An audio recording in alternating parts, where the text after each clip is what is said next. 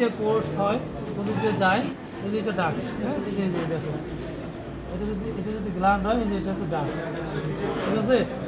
এই ডাক্টটা এদিক দিয়ে কন্টিনিউশন হয়েছে, এই যে এইভাবে, এটা ডাক্ট, এদিকে কন্টিনিউশন হয়ে কোথায়, third upper premolar or first upper molar টিথের অপোজিটে জাস্ট এদিক দিয়ে যে লিফটা ছিল, লিফের ভিতর দিক দিয়ে দাঁত চিকটিত এবং লিফের মাঝখান দিয়ে কী হয়েছে, এখানে ওপেন হয়ে মুখের মধ্যে কি স্যালাইভা সেক্রেশন করে। তো এখন অনেক সময় আমাদের এই গ্ল্যান্ডটা ইনফেকশন হতে পারে, ইনজুরি হতে পারে, ইনফ্লামেশন হতে পারে, অথবা এক্সেসিভ স্যালাইভেশন হতে পারে, অথবা এই ডাক্টের মধ্যে স্টোন হতে পারে, ঠিক আছে। বিভিন্ন কারণে আমাদেরকে এই ডাক্টটা ওপেন করা লাগতে পারে। তো তখন আমরা কী করবো, এই যে এটা হচ্ছে ম্যাসেটার মাসেল, এই যে র্যামাই থেকে, মেন্টিবলের র্যামাই থেকে 3 সেন্টিমিটার অথবা 1 ইঞ্চি উপরে একটা ইনসিশন দিব, দিয়ে এই ডাক্টটাকে ওপেন করবো। ওপেন করার পরে থ্রেড দিয়ে বেরিয়ে দেবো, যেটাকে বলা হচ্ছে কি ligation side of the extension duct. এই ডাক্টটা আরও দুইটা স্ট্রাকচারের সঙ্গে একত্রে রান করে।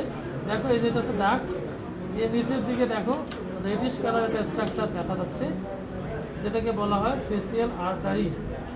এই যে দেখা যাচ্ছে রেডিশ কালার, এটার উপরে আরেকটা দেখা যাচ্ছে স্ট্রাকচার দেখা যায়, হ্যাঁ ফ্যাকাশ হয়ে গেছে এটা, ঠিক আছে।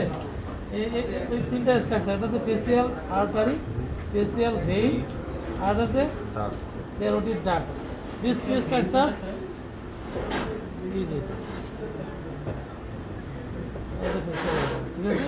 এই তিনটা structure combinedly passes and covered by a common sheath, ঠিক আছে, কমন সিপ দ্বারা আবরিত থাকে। এই স্ট্রাকচার তিনটাকে একত্রিত বলা হয় ADV, facial artery extension duct and facial vein. ওকে,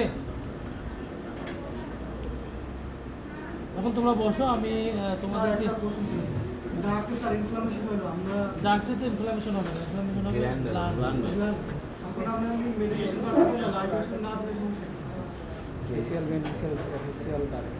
আসলে ডিজিজ কন্ডিশন নিয়ে আমার আলোচনা করার কথা না। আর যেহেতু আমি এটা নিয়ে স্টাডি করি নাই, তোমাকে আমি একটা কথা বলবো না। ডিজিজ কন্ডিশন অবশ্যই তোমাদেরকে সার্জারিতে মেডিসিন